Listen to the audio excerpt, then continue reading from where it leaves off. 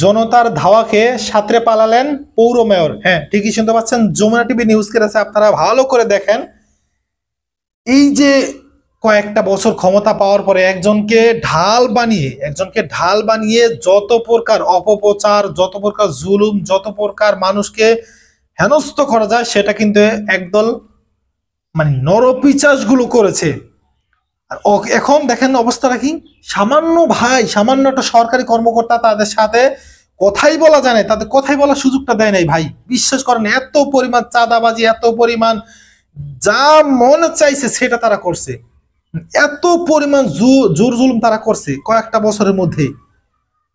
আর এখন মানে জাইঙ্গা লগে থাকে না, চিন্তা করতে পারেন কি দৌড়, সাতরায় যায় ওখানে পলায় থাকে, বাথরুমের মধ্যে পলায় থাকে। কে এখন তোমাদের সেই ক্ষমতা কই? ক্ষমতা চিরস্থায়ী না, আল্লাহ তাআলা বলে ক্ষমতা চিরস্থায়ী না, সব ক্ষমতার মালিক আমি আল্লাহ। তো যাই হোক, একের পরে কয়েকটা ধরা খাইছে, পলককে ধরা খাইছে, হাসানুল হক কি জানে, আর এমন মাহমুদুল হাসান, হাসান মাহমুদ ধরা খাইছে, এরপরে টাকলার ধরা খাইছে, এরপরে ডিবি প্রধান 2 ইঞ্চি হেটাও ধরা খাইছে, জনতারাতে কঠিন বানানি খাইছে, সেটাও খাইছে।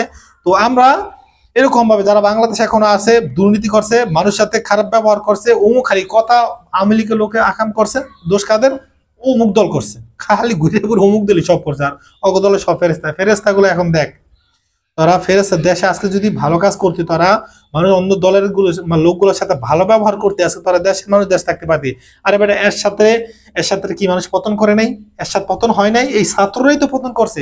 সে তো বাইরে যায় নাই, তারা তো মানুষ ওইরকম ভাবে ধলাই দেয় নাই, সে তো ঠিকই দেশে ছিল। আর অথচ দেখেন, আর এই যে উনি তো কি সুন্দর পিছদা গণভবনের পিছদা পালায় বলে কেমনে যে সব নেতা কর্মীদের বিপদে ফেলাই থেকে গেল গা। কই লাভ হলো কি? অন্য দল রেট টেস্টে মানে যেদিনকে চলে যাবো ওই দিনকেও অমুকের দোষ। তো জায়গার কোনো কথা না, ভিডিওটি সর্বোচ্চ শেয়ার করে দেবেন, এই অনুরোধটুকু আপনাদের কাছে করতেছি। আল্লাহ হাফেজ।